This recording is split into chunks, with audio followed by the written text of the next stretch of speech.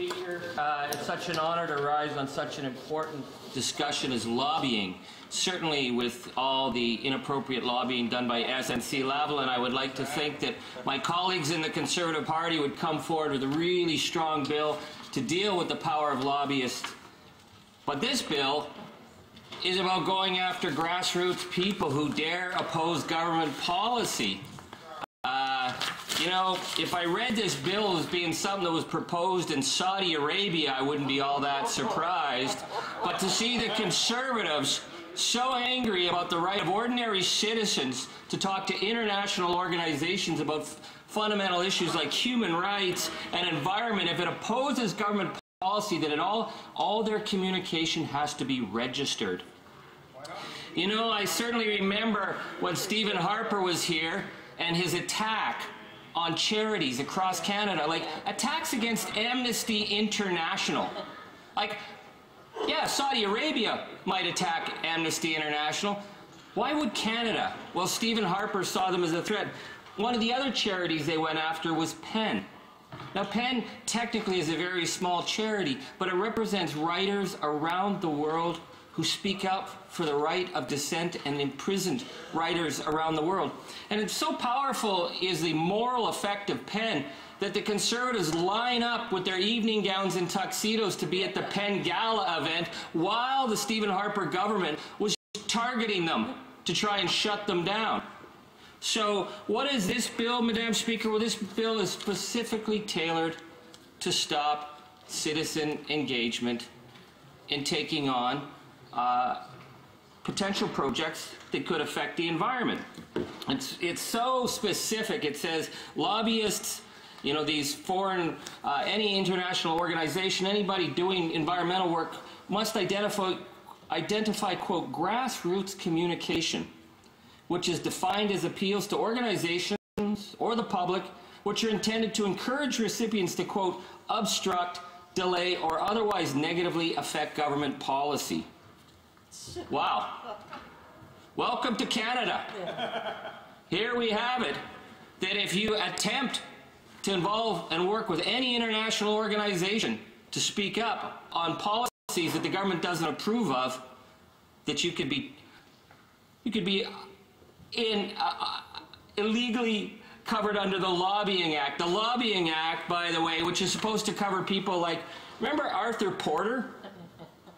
Arthur Porter, international criminal who was involved in the SNC Laval and kickbacks, and Stephen Harper appointed Arthur Porter to the top of the Securities Oversight Committee, because that's how powerful Arthur Porter was with Stephen Harper. Now, of course, Arthur Porter ended up in a Panamanian jail, but good enough to go to jail, good enough to have all the secrets of the Canadian state.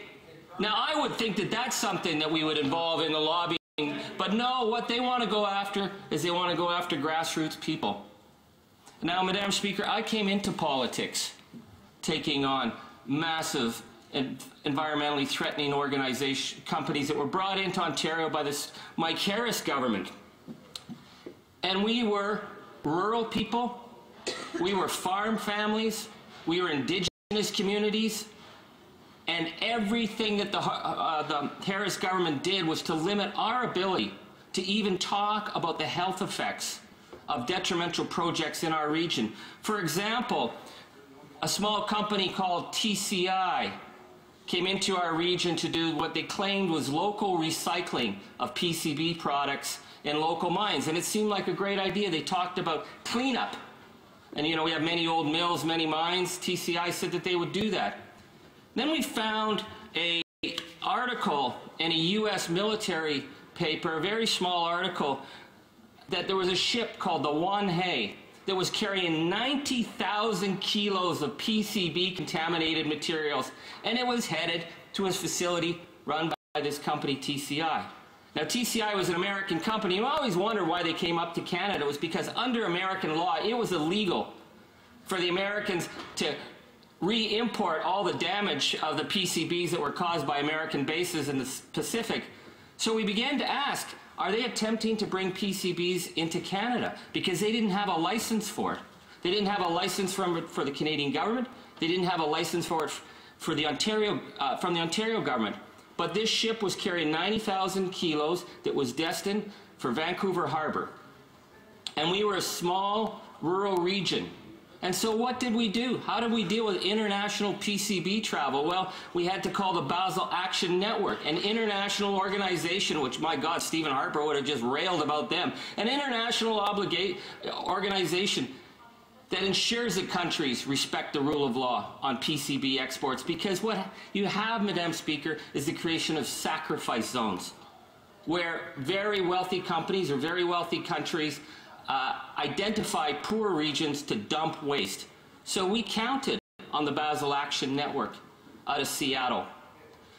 We were looking also for anyone who could tell us about the effects of PCBs and how to stop these imports.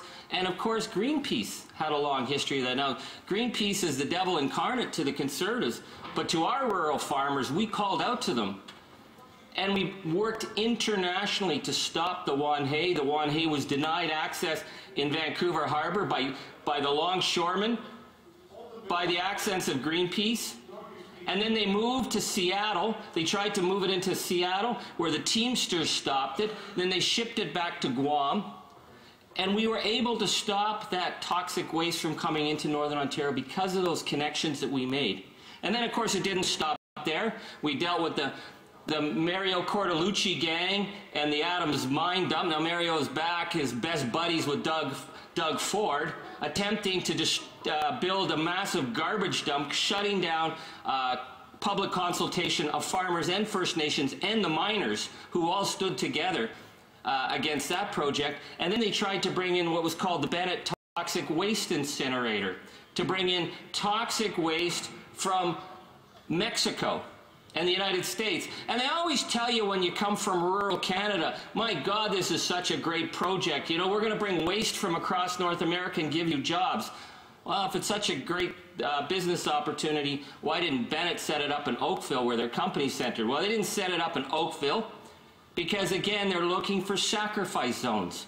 The ability to target poor, rural, marginalized, or Indigenous communities with toxic waste. So we had to do a major crash course in the effects of these incinerators, which of course they call them state-of-the-art thermal oxidizers, which was basically a burn can with a claptrap on top that spilled dioxins out. Well, we didn't know the effects of dioxins, and we had a massive dairy business region right beside this. If dioxin gets anywhere near milk, the dairy industry is done.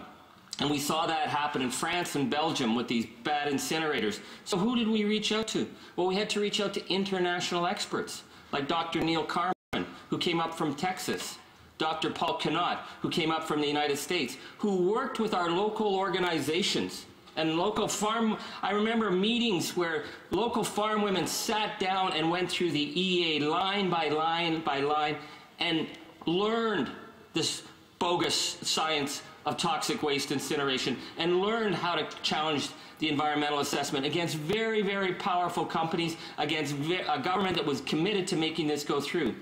And it was possible because we were able to work with international organizations. And these international organizations and these grassroots people are the direct target of a bill that wants to criminalize dissent, to make any efforts to stand up for the environment, any efforts to stop this kind of, whether it's toxic waste or the Trans Mountain Pipeline going through Indigenous territory, to deny the rights of citizens to have public input. That's what the Harper government didn't get. That's why they never got a pipeline. Because to get a pipeline, you have to have social license. And the National Energy Board was little more than a bunch of hand puppets for the oil industry, and they limited public consultation again and again and again. And lo and behold, the courts ruled this was a bogus process because you need fair, open, public consultation. The bigger the risk, the bigger the obligation. So this bill to criminalize the rights of citizens to organize, to work with international organizations on bettering the planet, Madam Speaker, it is fundamentally wrong, and it goes right to the rot that exists in the Conservative Party, which is to protect their big buddies and not to stand up for grassroots people.